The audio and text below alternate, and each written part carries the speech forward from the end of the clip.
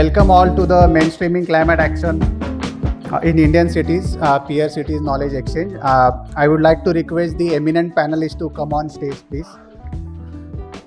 So, good afternoon, all. We have unique cities today. 4 different cities we have, and 4 different speakers.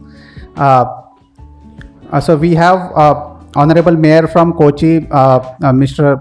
Anil Kumar. He is a lawyer by profession, and he has 30 years of experience in serving the people, and he basically started his work with Kochi as a corporator, then now he is mayor and then serving for last 30 years. He has been instrumental in leading ongoing substantial change and institutional transformation in city, and he has already shared some of his thoughts in earlier session, and I think it was covering largely from agriculture to the current status of climate change in Indian cities. So thank you, sir. Thank you for coming here. Then we have Bhagyasri Banayat ma'am. She is IAS officer, and ma'am is currently acting commissioner of Nashik Municipal Corporation. She is additional municipal commissioner there. She is a 2012 IAS batch officer. Probably during that time in 2012, she was the only Maharashtra cadre IAS officer, lady IAS officer, who was selected in 2012 batch. She is serving as an additional municipal commissioner in Nashik Municipal Corporation since December 2022. And earlier she was with Sai Shirdi Trust, and she has also worked with several other organizations before that. Welcome, ma'am, and thank you for taking time out. Then we have Bangalore representation from Bangalore City, Shriyut Basavaraj Kabade sir. He is chief engineer at Bruhat Bangalore Mahanagar Palike, that is BBMP. He is highly accomplished professional, currently serving as a chief engineer at BMPP and holding the position of chief general manager of Bangalore Solid Waste Management as well. With his academic background in civil engineering and master's degree from prestigious IIT Madras, he will basically share his experience from his working with Bangalore Municipal Corporation. Welcome, sir. Thank you for coming. Then we have Vikas Samant sir, Deputy Chief Engineer with Mumbai Municipal Corporation. He is currently handling the Solid Waste and Environment Department. He also holds the additional charge of heading the Ashray cell to develop and maintain the living quarters for BMC's conservancy staff. Welcome, sir. Thank you for coming. And we also have one more representative from BMC, Srimati Revati Shide. She is engineer there in Environment Department, and she is a mechanical and electrical engineer by qualification and worked with BMC for 25 years in implementing various projects. Thank you all eminent panelists for coming here, and all the participants here. So we will be today focusing on the mainstreaming climate action. First, we will have a short presentation. We will talk about the climate challenges and how we are working as a WRI with these cities. And then we will have a panel discussion where my colleague Lubaina will moderate that panel discussion. And after the panel discussion, we will have quote from Jaya, especially on the climate financing part. So I will start with the presentation. So as we know that there are many states in India which are basically vulnerable. So if you look at the recently published domestic climate risk index, there are almost like 9 states which are part of the 50 globally vulnerable climate change states. And most of the states, if you look at, almost it covers the entire country. And then there are other states also like Madhya Pradesh and Karnataka who are also there in the list. So the impact of climate change is increasing, and what is the cost of that? If you look at the 2020 number, the impact was in terms of the annual losses was around $87 billion, which is like 7 trillion crore Indian rupees, which is equivalent to almost like 3.7% of the GDP. So what is happening over the period of time is, it's not just the flooding which is impacting the cities, it is heat risk also increasing. So we have seen last 3.5 years, the heat risk is increasing, and it is basically covering the entire country. And if you look at some of the news clippings and news articles recently, you can see that the losses are also mounting up. So when we are dealing with climate change, it's not just the flooding part, the heat risk is also coming as a prominent climate risk. Obviously, this is a complex issue because the moment you have a climate change impact and then the change in rainfall pattern temperature, there is a rainfall variability which is worsening the water stress. So water stress is basically imbalance between water demand and supply. So already there is some imbalance which is basically been uh, moving to the critical stage because of the climate change, because of the change in rainfall pattern or rainfall variability. So this is one particular analysis which WRI has done across the states, and then found that there are many states which are in the range of high and extremely high water stress states. So when we look at climate change, this is like a typical list of risk which cities are facing. Some cities are facing just couple of risks from this, but those are very severe. Some cities are facing almost like 50% of these risks over the period of time. So these are the usual scenes we see. In fact, when we were doing the multi-hazard analysis, we saw that some areas in the cities, while we were working with the cities, some areas were flood-prone areas, waterlogged areas, and same areas were coming under the heat stress. So heat island effect was seen in those areas as well. So it's not just that one particular area is affected by one particular climate stress, but it is also affected by multiple stresses and multiple hazards. So what after that? So there is a India level, as you all know, that we have committed a goal of net zero by 2070. Even many states and cities are following up on that, and they are trying to basically realign their strategies and actions. So we will focus on some of these cities which are basically aligning their goals and strategies along the government of India's net zero target by 2070. So when we say mainstreaming climate action and to achieve that 2070 goal, we basically require 4 areas of intervention. One is obviously unlocking the data potential in terms of what kind of a data available, how to improve that, and how to use that for decision making. Second is obviously strengthening the institutional capacity so that we can bring in more and more smaller and medium sized cities also, because right now what is happening is most of the talk is happening around the mega cities or happening around the coastal cities to a certain extent. So can we bring that discussion to smaller cities, medium scale cities? That is also important. Third important aspect, obviously the financing part, that also we will look at how that can be dealt with, and how some of these cities are actually looking at financing part, how they are looking at the municipal budget and looking at climate component in that. And obviously the cross-sectoral climate focus planning, which is basically cutting across urban planning and overall the infrastructure level planning the cities are doing. So what we are seeing is different kind of risk, and then the impact of those risks, plus the newer risk like the heat risk, which is continuing to affect most of the cities. While doing that, what WRI is also trying to do is basically look at different sets of cities. For example, here also we have a unique cities like Mumbai is a mega city, which is a coastal city, and also we have a Bangalore as mega city, which is a non-coastal city, which has a different set of climate challenges and issues. Similarly, Kochi we have, which is historically and culturally very important and vibrant city, again a coastal city. They have their own sets of problem, and then we have Nasik, which is closer to Godavari river. They are facing problem related to the flooding of Godavari river, and also at the same time heat risk is also increasing in those cities. So we will learn from those 4 cities in the discussion, but before going to that particular discussion, we would like to highlight some of the work we are doing here with Government of India, different state governments and cities. First one is the Mumbai Climate Action Plan, where our team worked for almost like a 2 year to prepare a climate action plan for Mumbai city. And we are not stopping there. We are helping them to basically create a climate action cell, which is now functional also.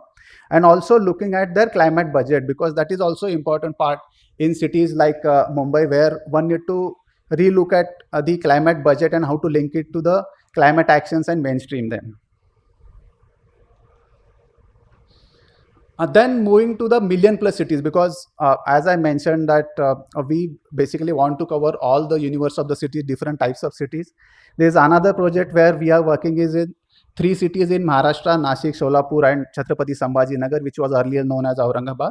There we have started working on preparing a climate action plan for 3 cities. The draft plan is ready.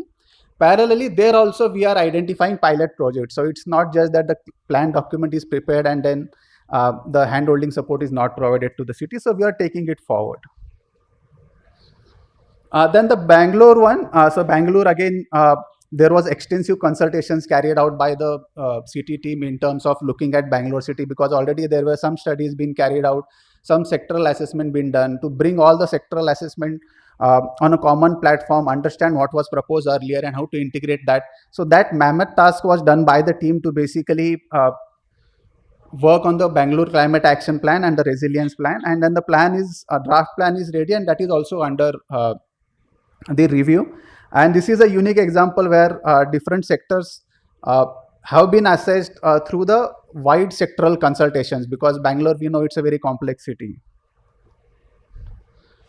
Similarly, in case of a Kochi, it's a slightly different example. I can say it's a torch bearer in Cities for Forest, where we are supporting them as a technical advisor in shaping up resilient Kochi program.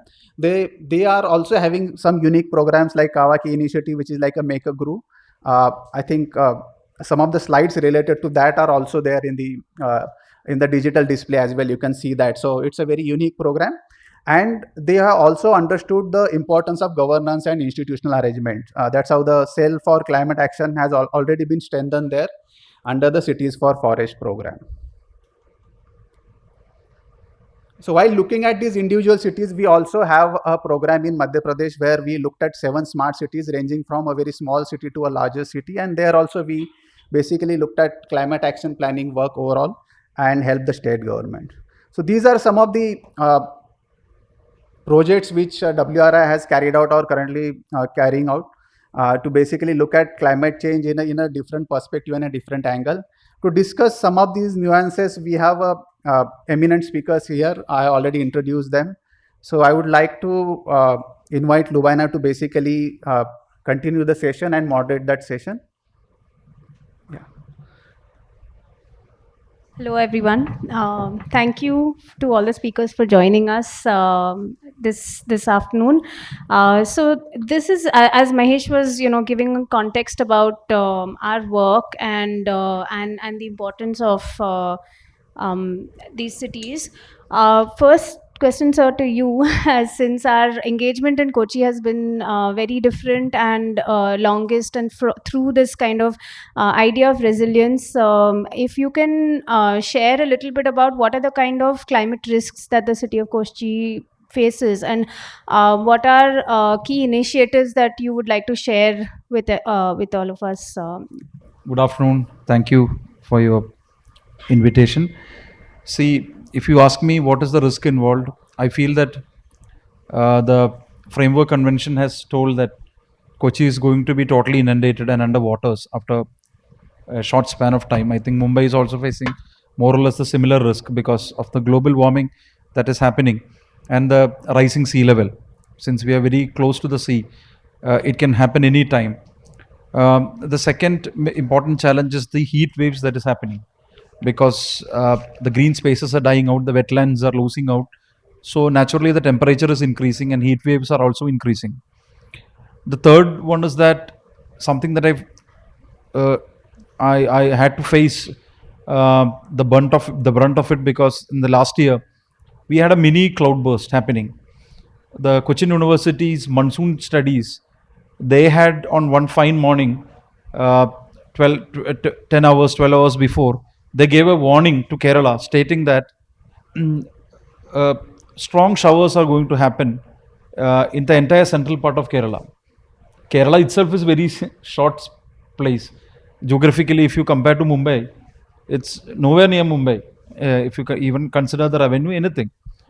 So suddenly, if you tell center part of the whole Kerala is going to receive the showers, we thought that it will be just above normal rainfall. But what happened? The rain even did not fall on the Cochin University campus. The cloud came rightly on the top of Kochi city, a small geographical area. It started raining for 5 hours continuously. It didn't stop for a moment. I don't know whether it was because I became the mayor. I don't know. But after 2 hours, it started flooding. For 5 minutes it stopped. So I was in my home. I was trying to go out to the office. I called everybody, every counselor. I called almost all the wherever there are uh, very weak spots in Kochi. I called them. Everyone was telling that no, now it's more or less the canal, the water in the canal is more or less touching the top portion, but we are saved. So the rain stopped for 5 to 10 minutes. I went into my house with relief. I was trying to uh, get out of my house. Suddenly it came back again, and it rained for 4 hours. Again, the whole city was flooded. It was submerged. So this chances of mini cloudbursts happening again is actually frightening Kochi. I have had sleepless nights. Now that I have developed a kind of a mental problem that when it is raining and the rain falls on the top of my sheet, on the top of my house, then I start sitting on my bed and I don't sleep. So my wife now knows that I have some mental problem after I became the mayor. So such is the kind of gravity with which it is happening. So this is one of the I would say that challenge. And if you ask me the things that we are trying to do, I think I don't know about the time constraint. Should I stop here? It's better that I stop here than Maybe a minute more. a minute more. Share a little bit about So you're so responses. you're But so I'll come back again with yeah, you are so liberal to give me 1 minute more. So many things we are trying to do. You just one or two things I'll tell. The Kawaki, its grooves. It's actually again history tells that we stole it from Maharashtra, because people from Maharashtra, it is told that in history that people from Maharashtra came to Kochi and to Kerala. We have a particular community. We worship snakes. So actually, the snakes Nagam, it's called in Malayalam, is there in the groves. So we protect it as a sacred place. We call it Kavu in Malayalam. So when everybody started speaking about Miyawaki, I thought that why should we call the whole stuff Miyawaki? So I called it Kawaki. So the WRI also stepped in. So we started doing it in schools on a very small scale. And once you start doing it in schools, I thought that now we have started doing it in all our urban spaces also, in our parks, so that the people, the children will know what is this particular plant stands for, what is its name, what is the importance of that plant. So from the childhood days, they try to understand the importance of ecology. So that is what Kawaki is all about. We have with the help of the ICLAI, ICLAI, we started one urban observatory in not urban observatory, a study kind of thing of south the Western Ghats inside our Subhash Park, so that people can come and understand what is the flora and fauna in the Western Ghats. So this is one of the initiative. I'll tell one more. I know that 1 minute has been over, but I am taking grace period of another 1 more minute. So it is called the neighborhood initiative. It is called sustainable neighborhood. So what we did was that we selected a school, a government school, using the Fraunhofer funds, using the German funds. What we did was that we made the whole school. The whole school is now being powered by solar energy. The Cochin International Airport is the first. I think it is written there. I don't know, but we generally say that we are the first airport to become fully solar powered. Anyway, the school is fully being powered by solar panels, and we have a nature-based solution for the sewage there. We have this waste management also in that school like that. Now we also implemented it in a neighborhood of some 20 houses. It's a small project, but the German ambassador came there. He was very happy, and in front of the press he told that he is more happy about this small project than the water metro project, because water metro is something that on mobility we started for the first time in India. Nowhere this water metro is there. Metro is there everybody in everywhere, but no water metro. So I feel that it was a minuscule project, but I feel that it can be translated into more areas. Thank you. Um, thank you, sir. So, ma'am, आपके लिए the same question. What are some of the climate risks जो नासिक में majorly impact होते हैं, और उसका response फिर city से what are the main kind of projects और response क्या है? Namaskar. As you know, river Godavari is a basic lifeline of our Nasik city. But recently, Godavari facing some challenges regarding pollution, flooding, and other issues, as you know, climate change issue, environment related issues. So, our Namami Goda project is working on it, and Godavari's beautification, purification, and water resources related issues. We are tackling about it, and a specific central fund are coming to us for helping Namami Goda project. It is like a Namami Ganga project. So we have a smart city project also. So and smart city project also dealing with Namami Goda project, and recently we have completed some Goda beautification project, Goda garden project, Goda purification project, and as you know all, Nasik is well known for its climate, nice climate, but recently Nashik is facing like heat waves, and Anilji also mentioned that he has some mental issues because of raining, but we will have, I think NMC will have some mental issues, lack of raining, because we don't have a proper raining in Nashik right now. So we are waiting for it. That's it. Yeah, this is actually, I mean, the heart of the problem, right? Some cities receiving too much rain in too little time, and some cities not receiving even the basic amount that we need to sustain through the year. So, thank you for both these interventions. Sir, I'd like to ask you the same question, Kabari sir, on what are some of the major challenges, climate challenges in the city, and how are you, responding to it? Good afternoon, everyone. I am the Chief Engineer for Bangalore Mahanagarapalike. The major climate risk that Bangalore city now is facing, basically I can classify it into four major things, components. First one is the flooding of the city. The second comes the congestion, traffic congestion, number of private mode of transports more. Third one is the air quality, and the fourth one is the waste management. So I will come to the flood management, one of the major risk. As you all know, Bangalore city is not having any riverfront for its daily water usage. Bangalore gets its water from 140 kilometers away, that is from Mysore KR Sagara Dam. That we pump under, we have got separate agency for water supply, and they pump the water from 140 kilometers, and that takes care of around 950 mld of water supply, whereas the present demand is 1560 mld per day.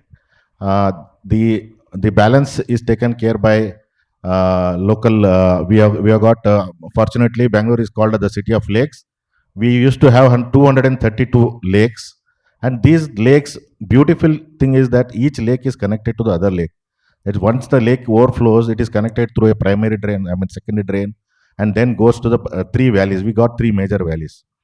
So urban flooding, actually, strictly speaking, into the nature of Bangalore's profile, city profile, the topmost elevation is at around 960 above the mean level, 960 meters above the mean level, and the bottommost is at 750. There is a falling gradient, and it is divided into two basins. The one is Kaveri basin, the one is the Paneer basins. Unfortunately, last year, fortunately or unfortunately, because of the climate changes, there was heavy rains. It was these rains had not happened last 70 years. So we had an annual rainfall of 1,450 mm in that year, and that too in the rainy days are generally 50 to 56 days in a year. In the last year, it was 80 days rainy days. So unfortunately, I was the chief engineer for one of the zones by name Mahadevpura, wherein the major IT sector resides.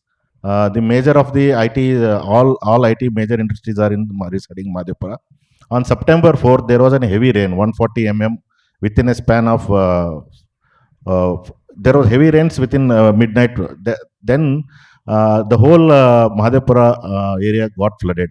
Especially there is a outer ring road wherein the outer ring road got flooded so much so that the all IT companies closed down for next 3 days, and there was a huge hue and cry that there was losses per day amounting to more than 2,000 crores per day, and this resulted in this was basically on account of all lakes filled up because there was rains previous to that also. All the lakes were filled up; they were overflowing. There were no primary. I mean, the drains were clogged at certain points because of various utilities and other factors. And also, the drains, when these are designed, basically we rely on the survey sketches designed survey sketches in 1904, wherein the colways were existing to certain particular width, and they were aligned to certain the alignment. But as the urbanization progressed, there are a lot of encroachments that has happened to the natural flow of water. There are a lot of places where the drain widths, the reduction of the stormwater drain sections itself have been done. So we identified nearly 2,800 such encroachments, and we have removed more than 2,200 encroachments so far. And these encroachments are being cleared. There are like a lot of buildings have come up. Some of the stormwater drains have been closed. We got around 860 kilometers of stormwater drain network, and in this around 200 kilometers are the primary drains and balance are the secondary drains. These drains are some places in the, especially in the outer zones, these are all closed up, and buildings have been constructed by the builders, and we are identifying such buildings, and we are demolishing them and making way for, we are constructing new drains in those areas, and we have already constructed nearly 560 kilometers of drain network now. The balance we are trying to take up in the next few years under various grants, and this is the major challenge for Bangalore. Of course, we have beautiful lakes. We also plan to whenever because of the climate change, during summer the seasonal thing is also changing. Suppose we want to take the water into the lake so that our flood is minimized, we are actually taking out the water through the sluice walls from the lakes so that it can hold the more water during rains. But nowadays what is happening, sometimes it rains, sometimes it doesn't rain. Suppose I clean up my lake, then there is no rain, then again I'm shortage of water. So these are the major is the flood management. Then comes the congestion, traffic congestion. For a 12 million population, and we have almost equivalent number of vehicles, and that is a major concern. The Bangalore Mahanagarapalike, there is a BMTC called Bangalore Metro Transport Corporation. Unfortunately, over the last 6 to 7 years, none of the fleet size has been added. 6,500 buses, and fleet size has not increased for the public transport. But fortunately, we have constructed more than 77 kilometers of Bangalore metro network, and it is over the last 10 years it has been functioning.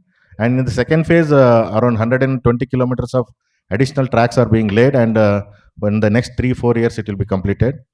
Uh, because of the new government's initiative of free buses for the women in the entire state, in our government buses, the occupancy ratio in the BMTC buses has increased over the last 2 months. It has increased by 20-25%, and the new government is in the initiation of buying new fleet size of around 5,000 buses. Fortunately, it will enhance the usage of public transport. There will be a shift in the mode of transport from the two-wheelers or cars or cyclists, and we are also concentrating on our footpaths. Basically, roads are being designed giving major importance to the pedestrians, then the cyclists, and increasing the size of the footpath on a model called Tender Sure model, which was implemented in 2015, and they are being expanded to other areas also. So I'll thank you. Thank you, sir. So, sir, you've actually answered my second question also. So, thank you for that to kind of shed light on some of the mitigation actions that the city is taking. Sir, Saman, sir, if you can also kind of share a little bit about the main climate risks that the city is facing, even from an air pollution point of view, so climate and environmental risks, and what are some of the main responses that the city has put together, and ever since also the MCAP was published. Mumbai is also a coastal city surrounded by sea from all the sides. So major hazard for Mumbai is the heavy monsoon, floods caused due to the heavy monsoon.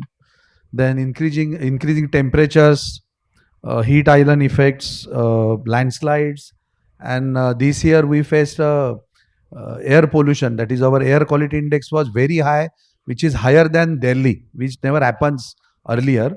So these are the major hazards we faced. And mainly as a BMC, we have been investing heavily in our SW, stormwater drain infrastructure, to improve that SWD network. And in Mumbai, since long, we have been constructed pumping stations at 5 different locations where we store the water during the heavy rainfall as well as the high tides, because as the Mumbai has been surrounded by the sea, we cannot flow our water, rainwater inside the sea during the floods, because we have a floodgate system, so that high tide water doesn't enter in the city, but the same time the heavy rainfall water, flooded water won't go inside the sea.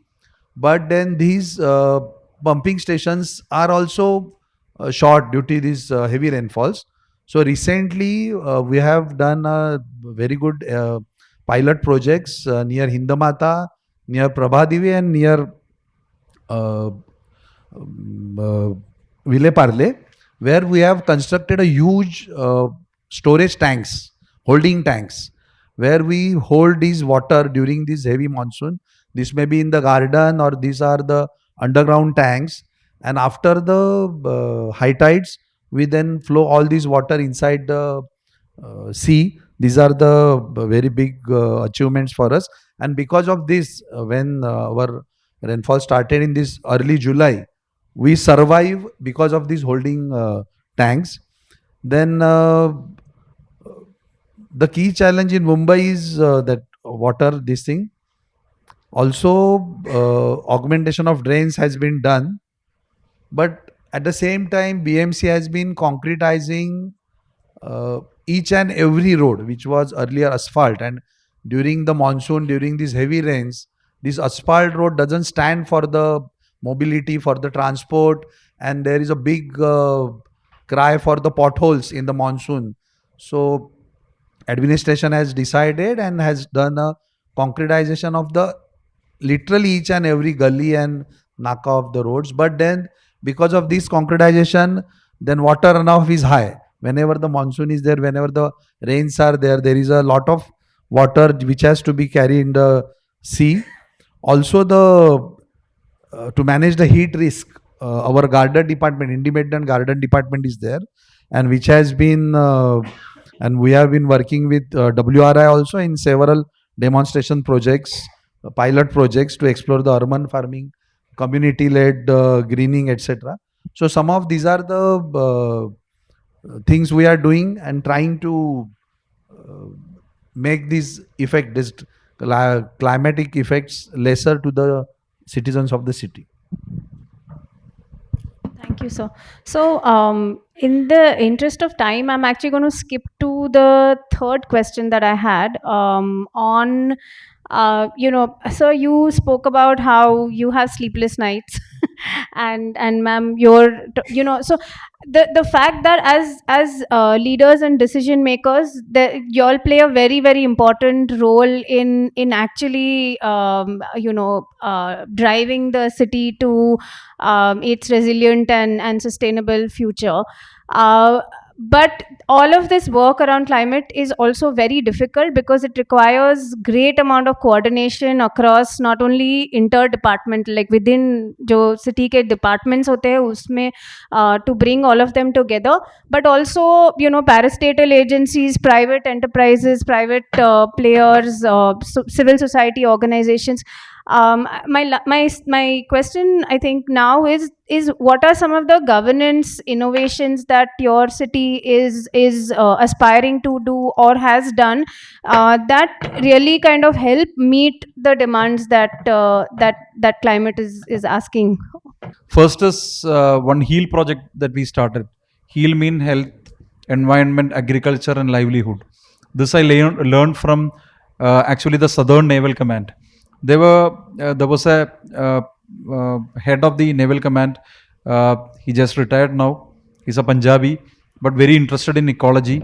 So what he did was that any naval officer, whether he is a bachelor or a naval officer who comes there with his family, he has to keep the waste separate, dry waste separate, food waste separate, wet waste separate, and then the wet waste is then converted into manure.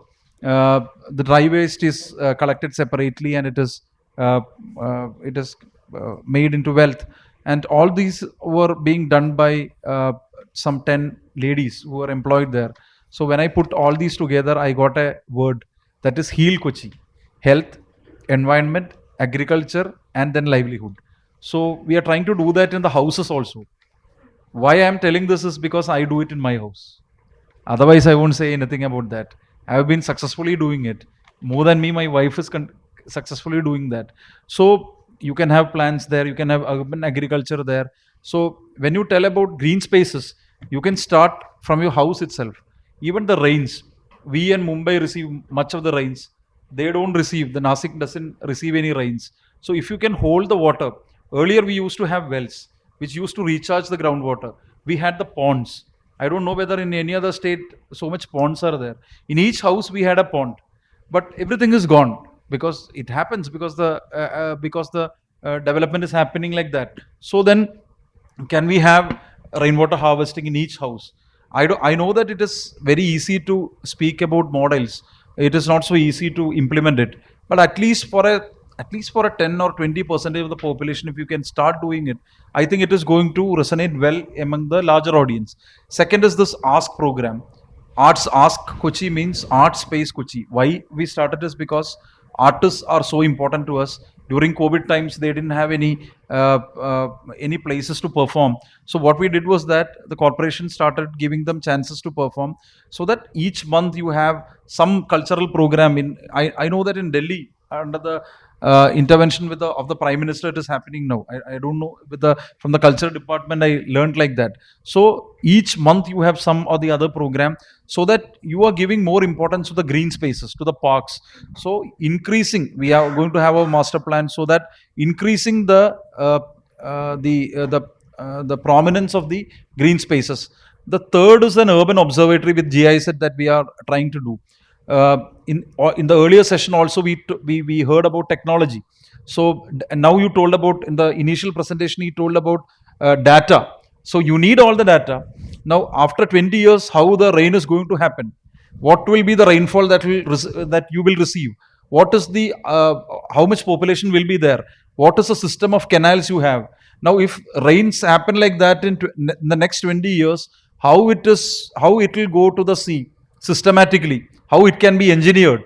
So these are some of the things for which data is so precious. So we are doing our urban observatory with the smart city, with the command control system of the smart city. You told about the coordination also. We are having a very beautiful coordination between the Kochi Municipal Corporation, the Revenue Department, the District Collector who is heading it, the police who is doing it, the smart city, the Water Resource Ministry, Irrigation Department, everyone coming together under one board using technology also. We in fact went to Chennai during the last flooding. We saw how Chennai was managing the urban flooding. We bought the machines from there.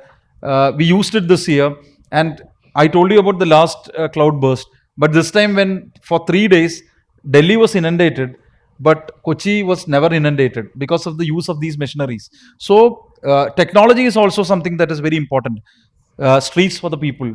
He told about footpaths. We are doing it with streets for people also. We are doing it. I don't want to elaborate much about it. Cycle with Kochi. It is again an initiative so that we start doing these things. You have the Center of Heritage Environment Development who is spearheading, coordinate with all of them, WRI, whether it is WRI, whether it is GIZ, whether it is any other agencies. And there is a call for a climate action. I told you about the transportation network of Kochi because now Bangalore is thinking about having more buses. But in Kochi earlier itself we had good number of buses. But now just like Bangalore, the private ridership is increasing. Now with metro, we have now started the water metro also. We are going to increase the presence of water metro again, so that even this is also going to help us. Financing, whether we can have green bonds for financing all these initiatives. How can you channel all the CSR funds together for these initiatives? How can you bring everyone, all the private sector under one roof, start discussing with them, have a budget about whatever you are going to do for conserving for promoting green energy, for conserving the ecology, and how you are going to route the entire funds that is needed. This is another thing. We also have the canal rejuvenation program that is being spearheaded by the state government. We have a number of canals. I don't think any other city has so much canals. So I was taking this point from Bangalore that this is a common state of affairs everywhere. Even Chennai has this because you have been converting the wetlands, you have been encroaching. So even our canals has been encroached. It has been clogged with all the municipal solid waste and everything. So to bring the canals to their old glory, if you have the old glory of the canals, then that means that at least you needn't have navigation, you needn't have water metro inside the canals, but at least you can have some kind of a pedaling boats on all these canals so that the water keeps moving and it is not clogged. You have we are also using the IURC project to have a system of flood warnings. We had a sister cities collaboration with one of them in Europe with the help of a EU. So I was listening to them on the how they are doing it, how they are using the early warnings to tell the people that, see, there is going to be a mini cloudburst coming in. So it's going to make, you were telling about losses. In the presentation, he was telling about the economic losses that is happening. At least you can mitigate these losses if you give early flood warnings to the people. So using technology like that also.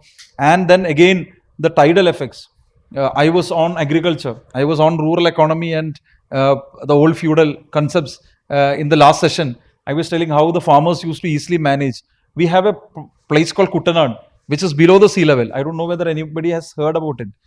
You should hear about it because the Prime Minister way back, Adal Bihari Vajpayee went to Kumaragam. It's part of this place. So Kuttanad has a way of managing. It's called Petti Bara. He was telling about the floodgates. It's a Petti Bara. That is, when the high tide happens, the water doesn't enter your field. This is called as Petti Bara. So we, in fact, introduced it in way back in, I think in 1995 or 96 we did. But now we are trying to rejuvenate it, to recreate it, just as he was telling about the floodgates. And I am very sad that you are very happy that I am getting sleepless nights. Thank you. हम आपके साथ NMC के साथ climate action plan बना रहे हैं. उसमें climate action cell का काफ़ी इम्पोर्टेंस है. तो as AMC of Nashik municipal corporation, what do you think are, what is the role that a climate action cell can play? I recently taken over charge of Municipal Commissioner Nasik last month only. So when I came to know that we have a Yanka fund more than 80 crores, which is still pending with our department. So I took meeting, I think 15 days back only, and I instructed my department as soon as possible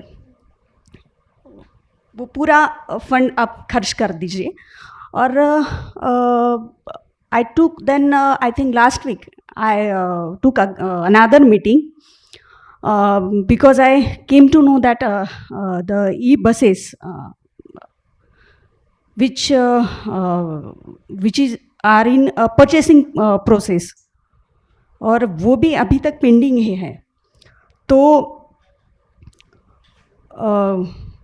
मैंने जो department जो इस NCAP से relate करता था, या उनके पास NCAP का पूरी तरह से फंड अभी तक पड़ा हुआ है, और then I came to know only 2% fund is utilised for this E projects.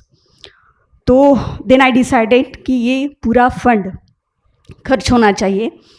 Then I took some initiative and कुछ NGOs है. Then I came to know that कुछ NGOs है जो नासिक में एनवायरमेंट रिलेटेड कुछ प्रोजेक्ट में इन्वॉल्व है. तो उनके साथ टाई अप करने की कोशिश की. तो उन्होंने मुझे कुछ नए नए प्रोजेक्ट के बारे में बताया. तो उनमें से एक प्रोजेक्ट था tree plantation. So they demanded some barren lands from NMC and I gave them permission. तो दे टोल्ड मी कि मैम हमें सिर्फ लैंड चाहिए और कुछ नहीं. We took the plants, we will take proper care of plants, and we are creating lung of that our city in Nasik in different packets. So we started that project, and we distributed some funds on that tree plantation also. And as I told earlier, that Namami Goda project is still working on, and there are some lacunas in that project. So we are trying to do new DPR of that Namami Goda project. So Godavari purification, Godavari beautification, and some flood related work is going on. और जैसे we have more than 100 school of NMC in Nasik. So it is a innovative item. We are creating a post of new e-teacher who is creating awareness among the children, among the student about environment, climate change, and उन बच्चों को वो नए तरीके से इसकी जानकारी दे. So the e-teachers now educating the students about the climate change, about Goda project, about beautification of city and purification of that Godavari also. And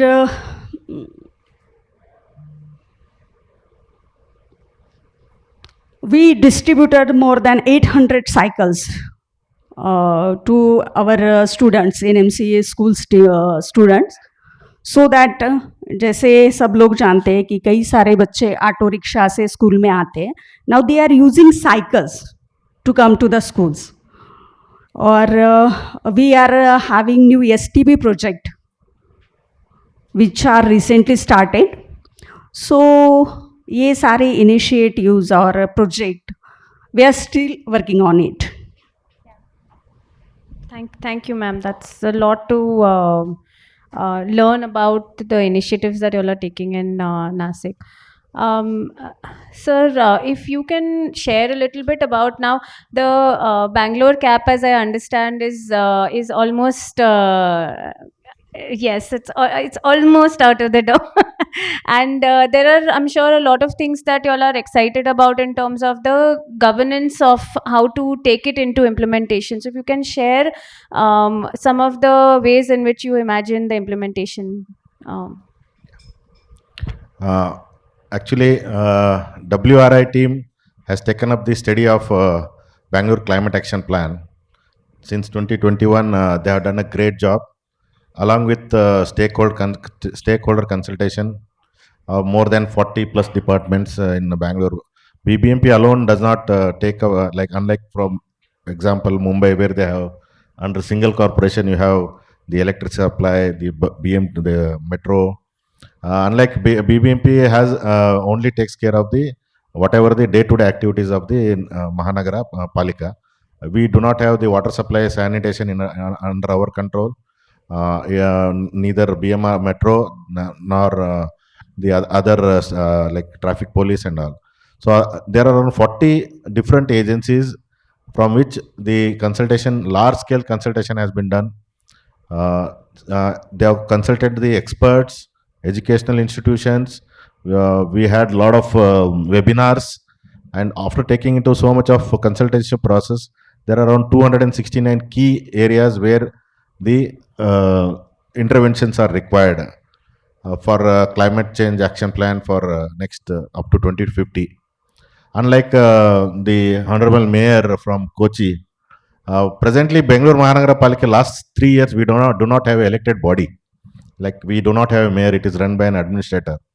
So, fortunately and unfortunately, the public body is a requirement for any city municipal body, so that the consultation process, and when the mayor is there, other line departments which are telling other departments are also they attend the council meetings. So they are in line with whatever actions are being proposed by the corporation. So now the new government has come into place in Karnataka, and the new deputy chief minister himself is so much involved in the Bangalore's process. Like he is creating an image and renamed the image as a creation of brand Bangalore. And he already had so much of meetings with experts and even the public NGOs, RWAs associations, and we intend to create a climate cell in BBMP for the time being, so that the consultative process and soon after the approval of the climate action plan by the government, or its official inauguration, we can appoint nodal officers from each of these 40 departments, and then we can have a separate the climate action cell at the urban development department headed by an IS officer, and we can have certain analysts in looking after various parameters of various other departments, and the monitoring can accordingly be done. And this climate action plan will be briefed to the honorable deputy chief minister, and to create a brand Bangalore, build Bangalore, beautiful Bangalore.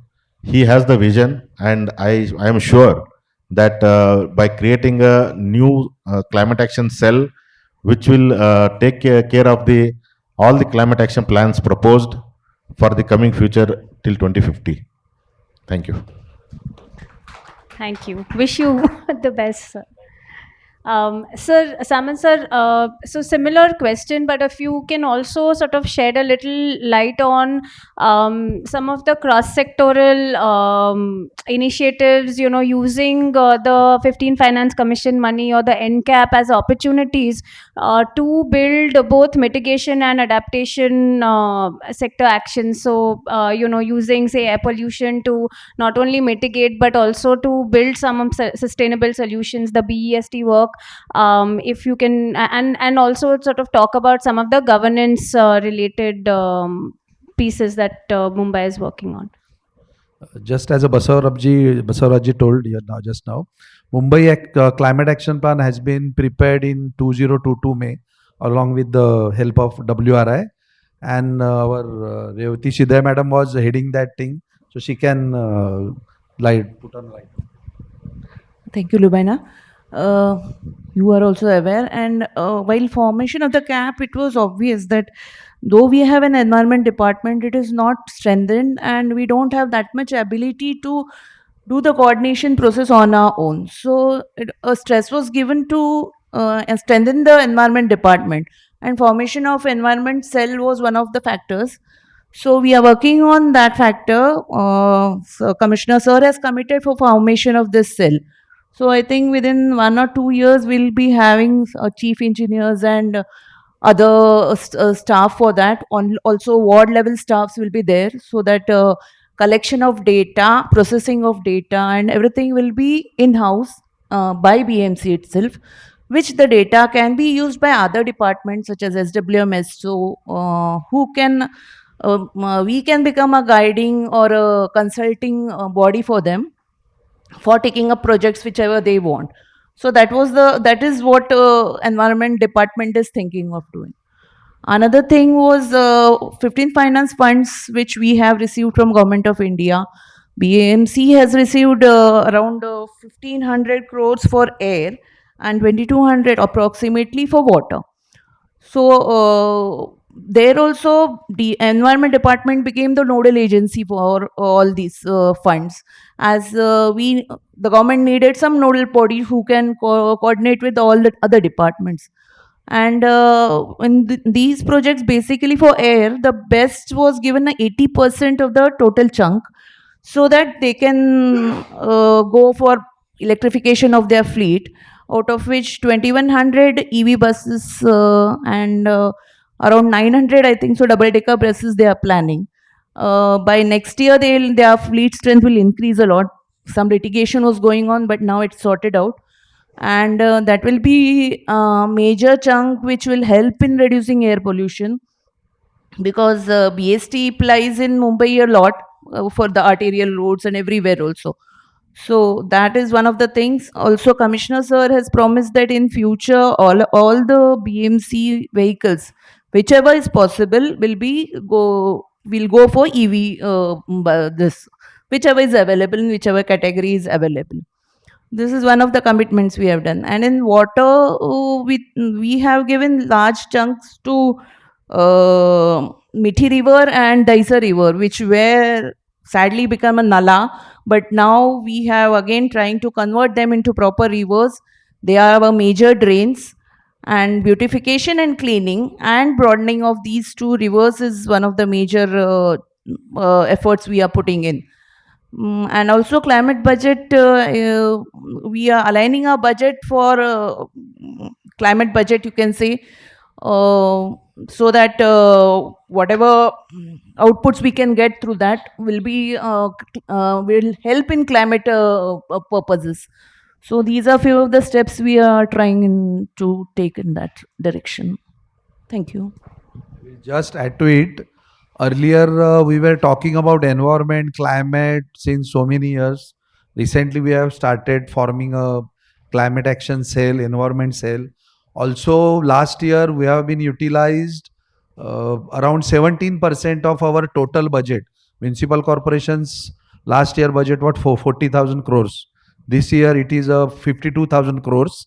And with the help of WRI, we are been in process to tapping this part of this main budget for the climate action, as well as the various mitigations for the air pollution and to reduce everything. Thank you. But you know, the I think the last point I'd want to kind of bring in through Jaya's intervention is the importance of finance. So Jaya, if you can just draw some attention on some of our climate finance work and how can cities sort of take this. Thanks, Lubaina. So I think first of all, the cities here on the panel today, it's just commendable that they're the front runners on kind of formulating climate action plans, looking at doing something about this. So all of you, I mean, you really front runners deserve an applause, and thank you so much for doing this and taking this on. So yes, please. I think that the question is, what next, and how do you kind of now bring the money to this problem? The governance, as you're sorting that out, as you're sorting out the solutions, how do you bring, money to the solutions? If you look globally, basically, and if you follow where the money is going, 90% of the money is going towards mitigation action, mostly. Also because mitigation, it's easy to productize, it's easy to scale, you can, create a business out of it, you can track its impacts, you can track it, and aggregate it nationally, and what is the sort of contribution to GHG, etc. Adaptation action, especially at the community level, is very hard, right? And that is what we're all grappling with. We're in the middle of that right now. Delhi floods, sometimes it's, mayor getting sleepless nights in Kochi, madam, because of heat and drought. It's the same story, and we are living this on an everyday basis. So the question is, how do you bring money to sort of this part of the problem? And just to give you a sort of state of the scale of that, when you are looking at adaptation finance only in developing countries, the amount that you need is about 246 billion USD every year till 2050. Okay, that is the amount that you need. How much do we have now is only about 128 billion so far, not even every year so far, right? That is the state of adaptation finance. The other thing is, if I take an example of, say, nature-based solutions, which is, you know, an adaptation strategy, many of these cities here, Kochi, Mumbai, others are kind of trying to put that in place. When we're looking at that, again, the amounts needed globally, for example, are just enormous. It's like 354 billion USD needed every year, you know, and until forever to kind of get over these problems. The question is, how do you do that? Also, to say that, you know, 92% of all of this finance is coming from G20 countries. Whatever little is there, the, you know, 20%, less than 20%, which is there. And also only 17% is coming from the private sector, right? So the scale and speed at which we need this money to come in to address climate action needs to go up several orders of magnitude, and we clearly need to engage private sector better. So then, you know, what is the way forward? And this is something that cities are going to be thinking about, they're grappling with right now. This is something that WRI is trying to help with. And I just want to talk about very briefly 4 models that sort of WRI in its global practice in India, we're trying to kind of put in place to kind of bring blended finance to this problem. So the first is, we have started something called the City Fix Labs, and we're looking at sort of how do you scale nature-based solutions? How do you look at small, medium enterprises who have good solutions? How can you kind of do the pilot demonstrations at the community level? How can you scale it? How can you help the city de-risk the solutions and embed them in their sort of business as usual processes? We've done some work in Mumbai. We've done some work in Kochi, not through CityFix, but in terms of piloting and scaling. So this is, you know, one sort of the platforms that we have established. Another one, this is in Africa, which is getting established. It's called the Aqua Fund. It's the African Cities Water Adaptation Fund. So this is looking specifically at water. It is looking to aggregate 5 billion USD by 2032 to address water problems in 100 African cities. So this is something that, you know, WRI is also underlining, and we are kind of looking at how can we bring blended finance, whether it's through grants, you know, concessional loans, debt, equity, philanthropy money. How can we bring all of this together to kind of provide end-to-end solutions in different cities? This is a very interesting model. It's very interesting for the private sector, especially because this is a pooled fund mechanism, which they are, you know, mostly willing to give to. The third basically is essentially a joint benefits authority. This is more a governance response to financing, that when you're looking at solutions in the city, for example, if I'm planting trees, those trees are going to benefit me, whether I'm the school authority, whether I'm, you know, education, environment department, whether I'm the transport authority. It's going to, it's going to help many departments. It's going to help all the citizens. So how about pooling finances at the departmental level to kind of create common goals and objectives for the cities to address sort of this, you know, climate action and adaptation. This is something that, you know, perhaps cities, we can think about how to institutionalize that. And the final one is basically looking at, you know, we have situated something called the India Forum for Nature-Based Solutions. This is working a little upstream because there are certain concepts in climate action, especially around urban nature-based solutions, which are not socialized very well.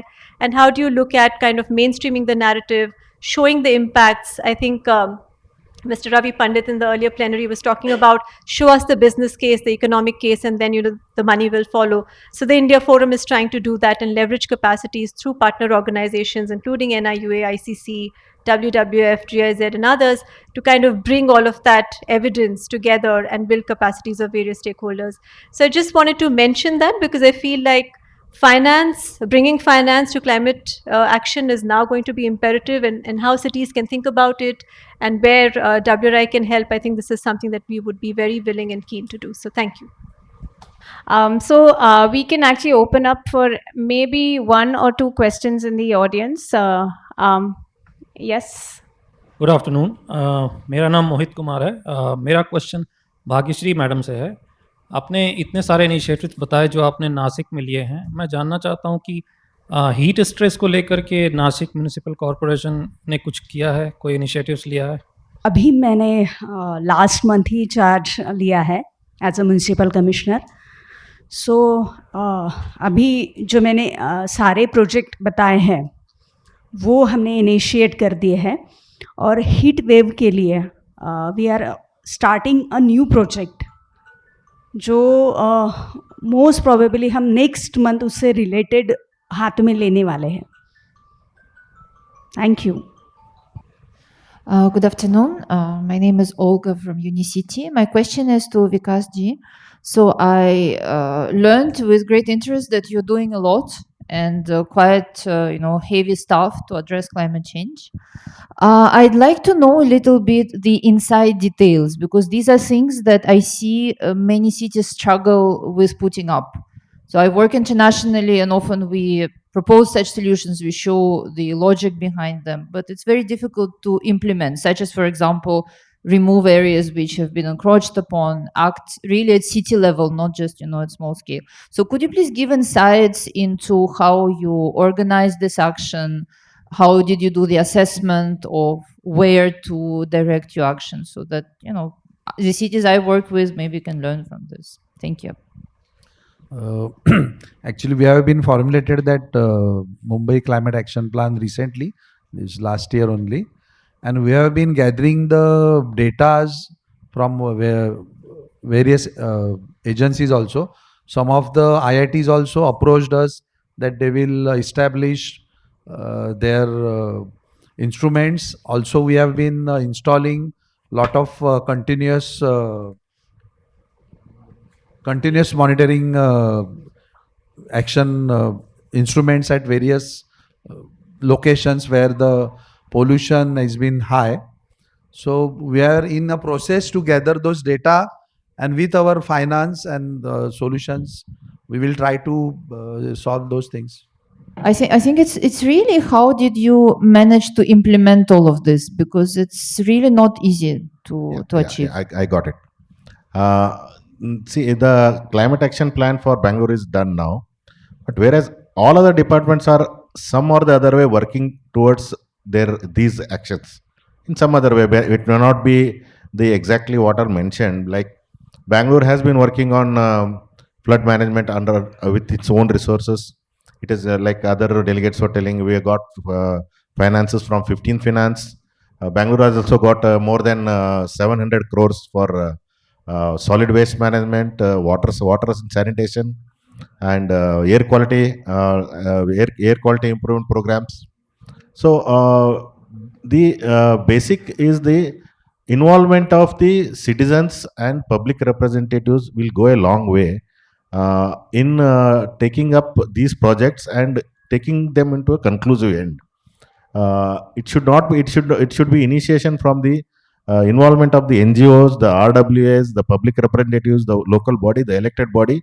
They need to be taken into confidence as these projects are mainly very much needed, and they are going to benefit the society in a long run.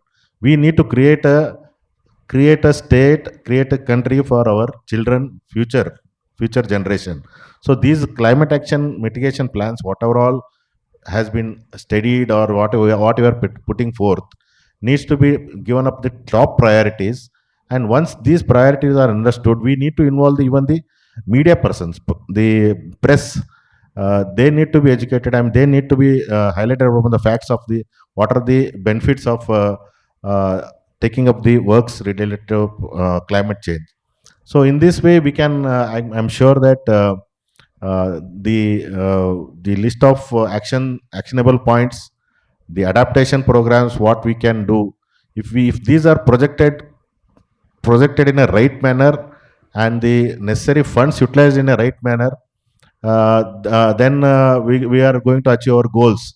And I think there is no dearth of any funds from anywhere unless you project it in a way that it will help the society, help the city to mitigate the climate change.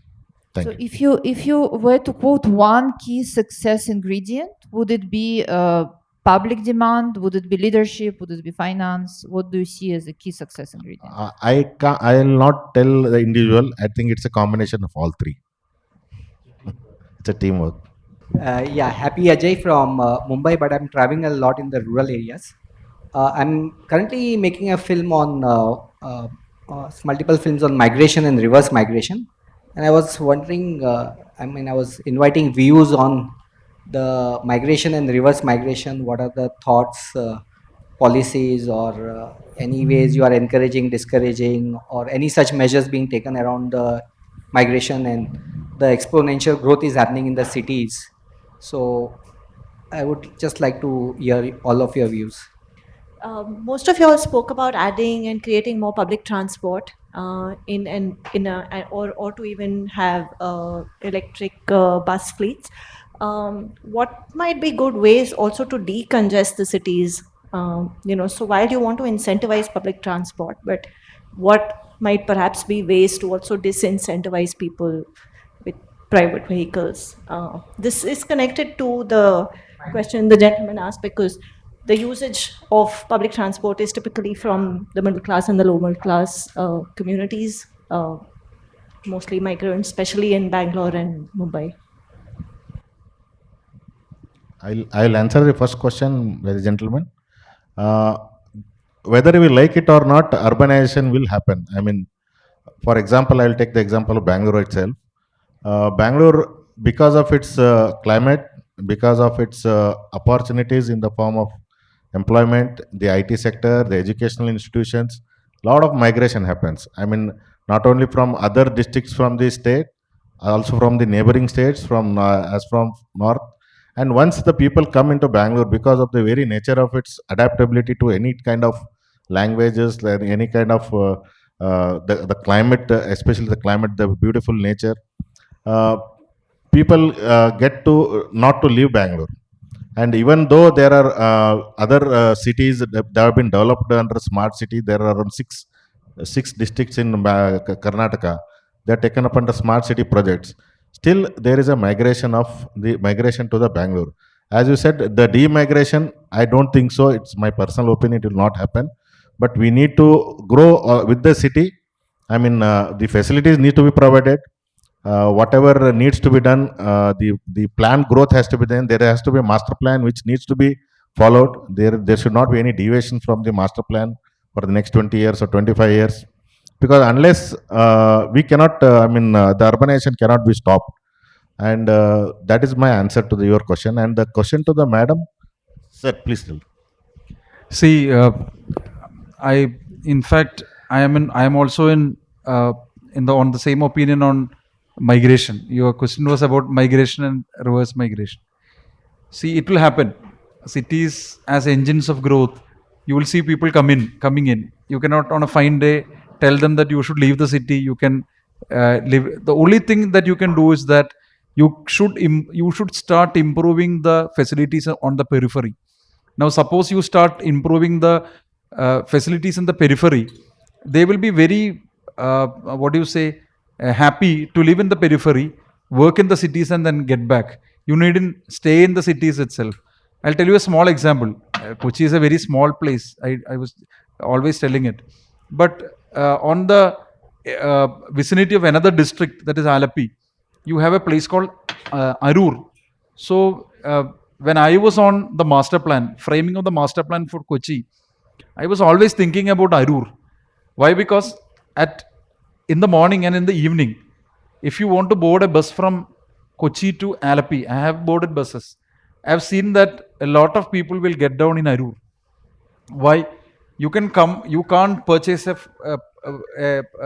land in Kochi, live there and then work there. But it is more cheaper to live in Arur and then come back to Kochi. So what can you do? The only thing you can do is that from Arur, if you can provide a metro by which in 15 or 20 minutes, if the worker can come to Kochi, work there and then return, I think your question is answered and the problem is also solved. Thank you. In Mumbai, we have been formed a MMRDA, Mumbai Metropolitan Region Development Authority, and we have been developing 7 MMR regions, which are not Mumbai, which are nearby to Mumbai.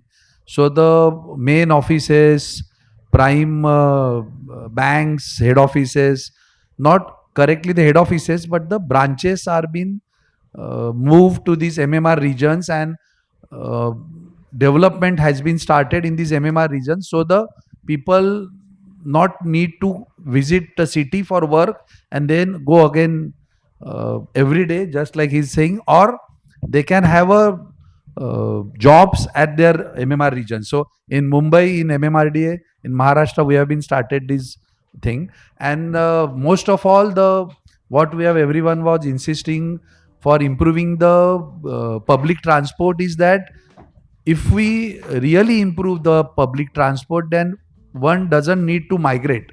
He will just travel to the working place with a good transport and he again come back in the evening in a quick way, and he can reside with his own native place or whatever it may be, metros or whatever the things are. Thank you, everyone. It was nice discussion. We are almost crossed 4:20. I think 2 minutes late. So I will take one more minute to summarize. Overall, good points. First, sir mentioned about the Kawaki one, which is I think similar to WRI, what is called in Maharashtra. I think that is a good example. And then ma'am talk about the different projects being done in Godavari, now looking at in a comprehensive way to basically have a common DPR. Then we heard about the Bangalore case where encroachment was seen as one of the major hurdles, and then that was taken as a priority. Then Mumbai, never seen before air pollution rise was seen as a one of the major challenge apart from other. And then some of the key initiatives each one of you have shared. I think one of the important initiative from Kochi, which Honorable Mayor mentioned, is Hill. Definitely we will look forward for that, and I will reuse it in some of my quotes also. Thank you. And the art of basically healing, we can say, because you also mentioned about the art. Ma'am also talked about how to look at basically prioritization in terms of looking at not only e-buses but plantation also through the local interventions. Then we looked at the ambitious plan of Bangalore, where we are looking forward for implementation of the climate action plan there, and in Mumbai, where the fund is available and then they are using it in multiple areas. And then finally, the cross-cutting and the most important part, the financing, Jaya highlighted that we are hardly spending anything on adaptation, hardly 10%, and then the demand is very huge, almost like 250 billion USD. So thanks a lot for that. I think that was a nice discussion. And one last thing is the mandatory group photo. Thank you, everyone.